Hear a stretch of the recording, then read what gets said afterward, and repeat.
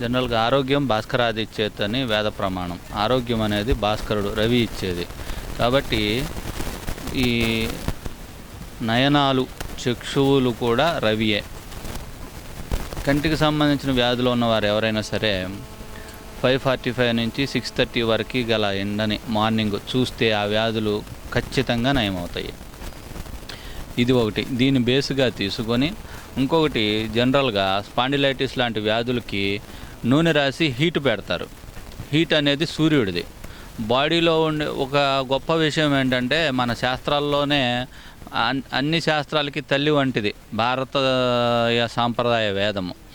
ఇప్పుడు అహం వైశ్వానరో భూత్వా ప్రాణినాం దేహమాశ్రయత్ అన్నాడు శ్రీకృష్ణ పరబ్రహ్మ. అంటే ఏంటంటే, నేను అందరిలోనూ ఉన్నాను అంటున్నాడు. కానీ గొప్ప గొప్ప భక్తులకు కూడా తెలియదు. ఏది చూపి ఎక్కడున్నాడు నీలో అంటే ఎవడు చెప్పలేడు.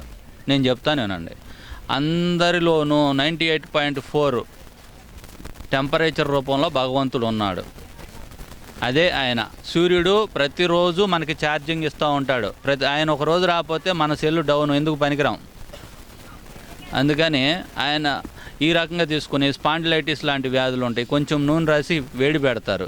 అదే మిట్ట మధ్యాహ్నం ఎండలో ఆయిల్ పూసేసి 2 గంటలు ఎండకు పెడితే ఖచ్చితంగా తగ్గిపోద్ది.